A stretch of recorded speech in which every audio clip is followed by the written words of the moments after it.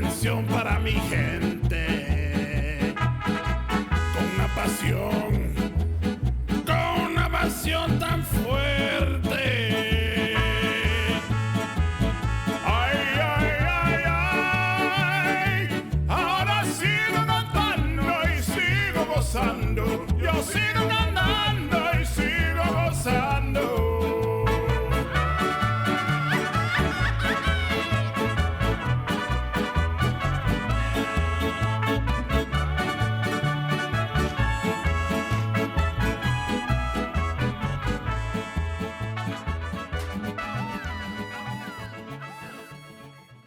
So, you ever scrolling through Facebook Marketplace and you find something you just can't live without?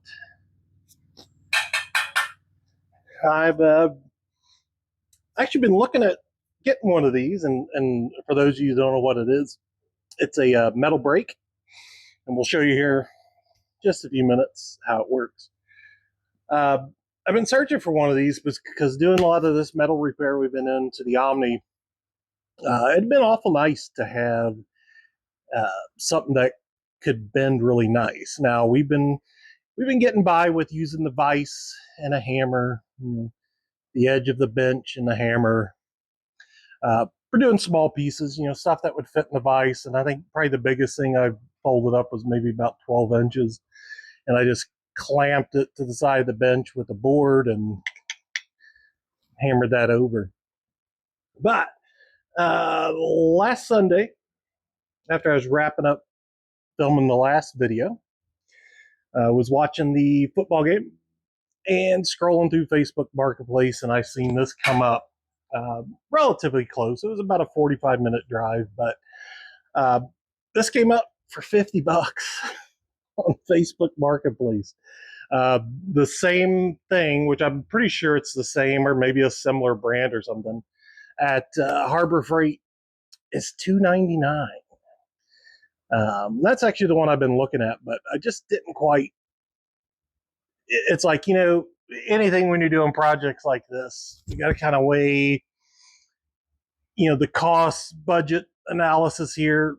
I mean, frankly, $2.99, that would be almost a third of what I paid for the whole car.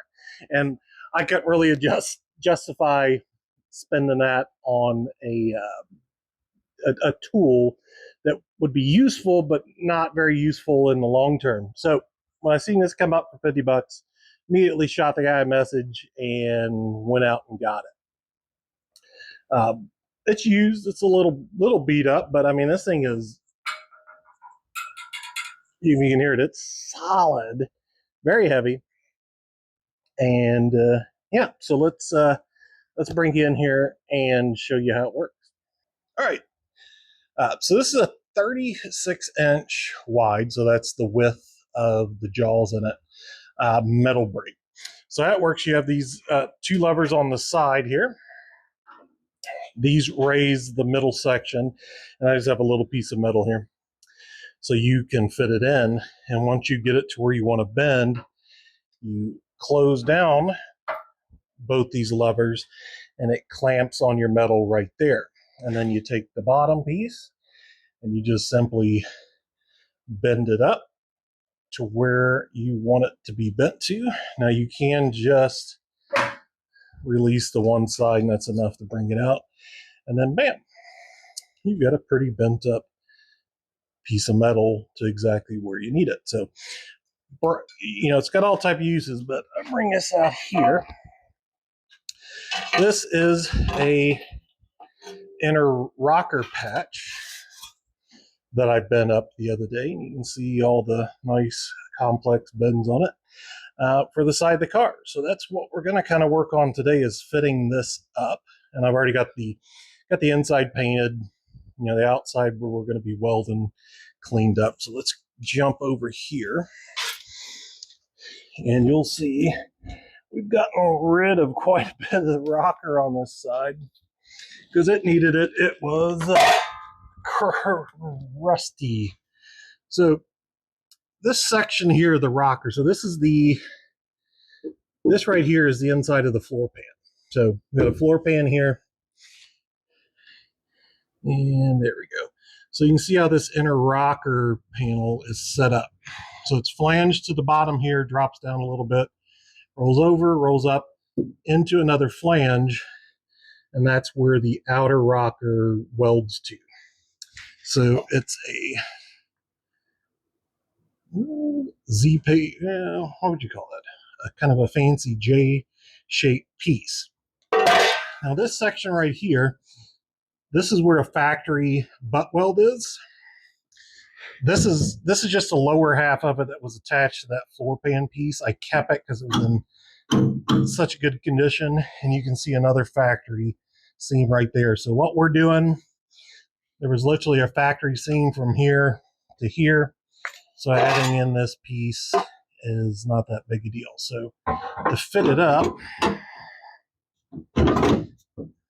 actually, let me sit you down for just a second. I'll get this clamped into place and we'll come right back. All right, so there is this piece clamped up. We are overlapping on this end. What's that? About an inch. Just barely lapping over here, maybe an eighth of an inch. And that's because of the seat brace that's right there. I don't want to touch that, cut it out, do nothing with it. So this will work good. It's a really good fit through here. You'll take my word on it. The flange up in the back that mounts to the floor pan is a pretty good fit. What I'm kind of concerned about today is this here. So that's kind of hard to get, but I don't really like the angle of it. What I would like to do is get this to drop down flush here, but still have part of this overlap on the inside, so we can plug weld it kind of like the factory. So I think what we're going to do, we're going to mark this up, and we're going to cut a piece of this top flange off, and we're going to cut a piece out of the bottom, so this can drop down just a little bit.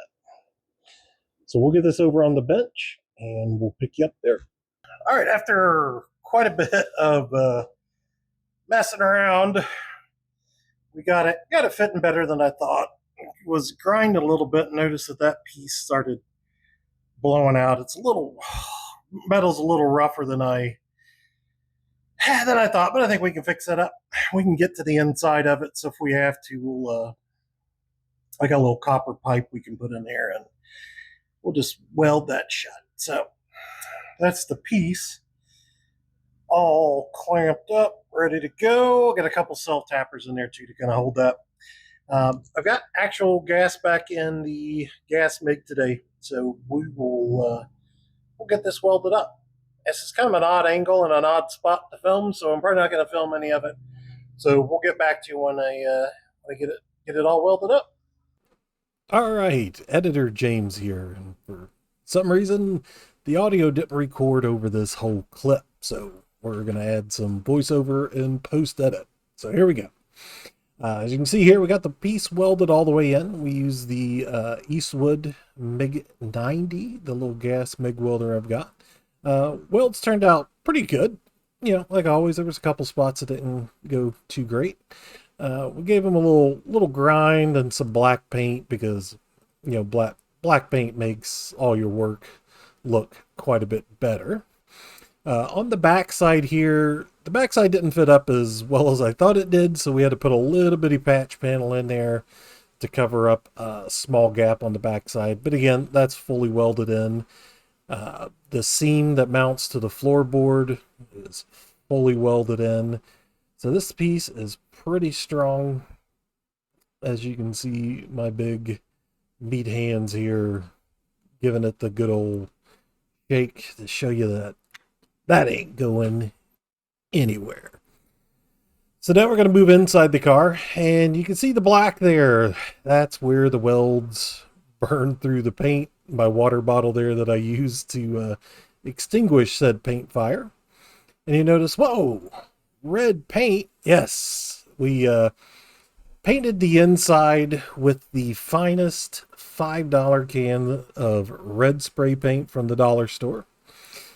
Who would have guessed that it wasn't going to be a perfect match to what was in the car. So we got one coat over both sides. That was 2 whole cans, so worth every bit of the $5 I spent on it. More than likely, we're going to be going back over this with maybe some flat black or some gloss black, and get some of them turbo cans and give that a try for once. You can see a little, ooh, look at that, nice and smooth, real nice. Got some dust and dirt that keeps falling out from under the dash as I hammer on things. But yeah, that's it. We got a great new cheap tool for the shop. It's going to help us out a lot once we switch to what possibly could be the hardest part of this whole rust repair, and that's to the back end of the car. But as always, thank you for watching. Is this your first time here? Go check out the other videos we have on this car. We got 3 or 4 or 5 now, something like that, out of the restoration of this 1984 Dodge Omni GLH, where we have been repairing the really, really crusty floors, and we're coming up to maybe only a few episodes left on the actual repair work. Then we're going to start getting this back on the road. But as always, thanks for watching. If you're not subscribed, please think about subscribing. It helps, support us and helps us, get the motivation to keep moving on with what we're doing around here. But anyway, thanks for watching. We'll see you later. Bye-bye.